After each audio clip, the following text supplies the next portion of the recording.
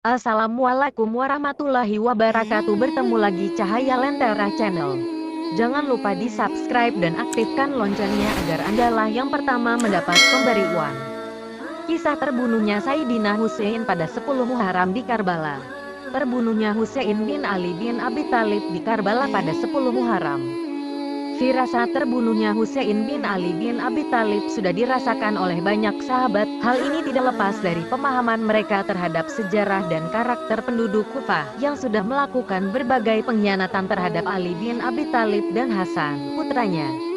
Beberapa sahabat yang agung sudah melarang kepergian Husain ke Kufah. Namun, surat-surat orang-orang Kufah yang mengundang dan siap membayar dirinya membuat tekad Husain begitu bulat untuk berangkat ke sana. Benar juga firasat para sahabat, di mana tragedi Karbala telah membuat Husain dan keluarganya terbunuh secara tragis tanpa ada pembelaan dari orang-orang yang telah menulis surat dan siap membayarnya.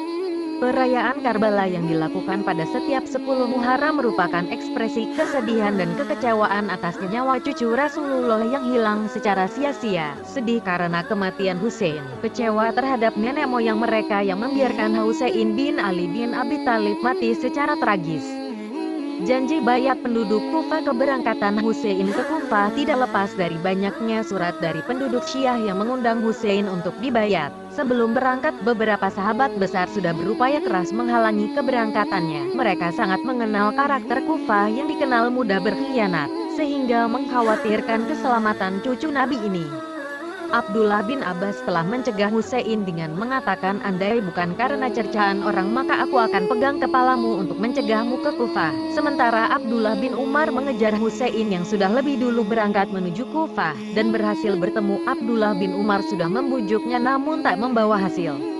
Alih-alih mengikuti nasihat, Husain justru mengeluarkan surat-surat orang Kufah untuk meneguhkan keberangkatannya. Ketika Husain bersikukuh berangkat, maka Abdullah bin Umar mengutip sebuah hadis bahwa kakekmu, Nabi Muhammad, didatangi Jibril dan memberikan dua pilihan antara dunia dan akhirat, namun Nabi memilih akhirat.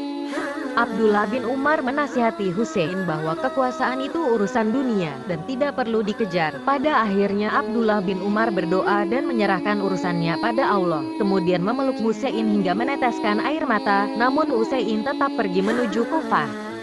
Abdullah bin Zubair juga menasihati hal yang sama agar tidak ke Kufah. Abdullah bin Zubair memang tidak sepaham dengan Yazid dan tak mau membayatnya. Namun jalan yang dipilih Husain dianggap kurang tepat. Dia mengingatkan Husain bahwa orang Kufah lah yang membunuh ayahnya, Ali bin Abi Thalib, dan saudaranya, Hasan bin Ali, dan berupaya mencegahnya. Namun Husain tetap bersikukuh berangkat ke Kufah.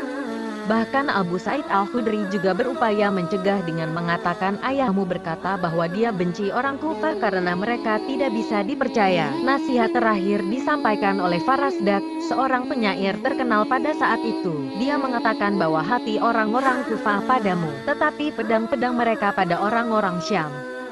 Sebelumnya, Husain mengutus Muslim bin Aqil untuk membuktikan bahwa surat dukungan untuk berbayat kepada Husain memang benar.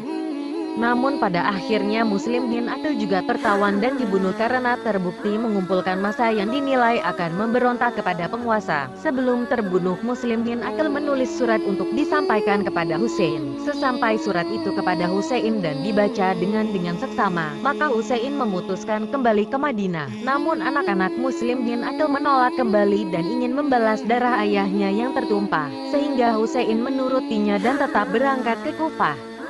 Terbunuhnya Husain bin Ali di Karbala. Pasukan pemerintahan Yazid yang dipimpin Al-Nur bin Yazid At-Tamimi yang berjumlah 1000 berupaya mencegah Husain dan memerintahkannya kembali ke Madinah dengan hormat. Namun pasukan Husain sudah sampai di Karbala. Setelah gagal mencegah, maka diutuslah delegasi pimpinan Umar bin Sa'ad bin Abi Waqqas dengan 4000 pasukan untuk melobi Husain dan mengajak bertemu Ubaidullah bin Ziyad selaku gubernur Kufah.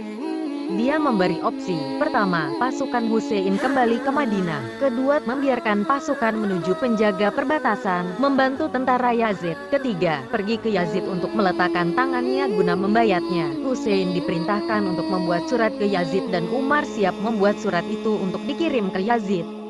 Tetapi atas bisikan jahat yang bernama Syamir bin Zil al-Jauzan, berhasil mengubah kebijakan Ubaidillah tentang 3 opsi tadi. 3 opsi itu dianggap merendahkan gubernur, maka Ubaidullah mengikuti pembisik itu, dan tetap menghadap Hussein dan pasukannya.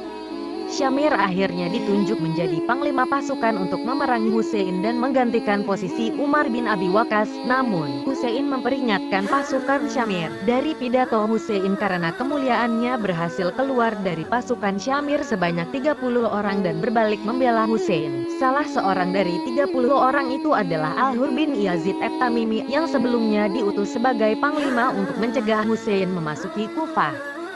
2 pasukan itu bertemu di Padang Karbala. Jumlah pasukan Hussein hanya 100 melawan 5.000 pasukan. Hampir semua pasukan Hussein terbunuh, sehingga tinggal Hussein sendirian dan tak satu pun pasukan Syamir berani mendekat untuk membunuh Hussein. Hingga akhirnya Syamir berteriak dan mengomando pasukannya untuk segera membunuh Hussein. Peristiwa itu terjadi pada 10 Muharram 61 Hijriah. Dalam beberapa saat, maka Syamir berhasil menggerakkan Sinan bin Anas an-Nakhai sehingga berhasil memotong kepala Hussein. Setelah terpenggal lehernya, kepala Hussein dibawa kepada Ubaidullah. Saat menerima kepala itu, Ubaidullah memasukkan kayu pada mulut Hussein dan menghinakannya.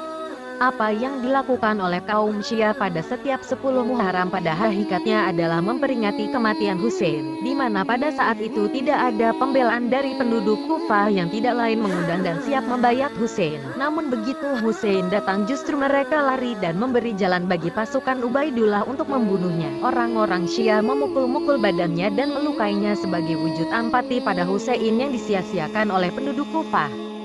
Terima kasih sudah menyimak, ikuti terus kisah selanjutnya.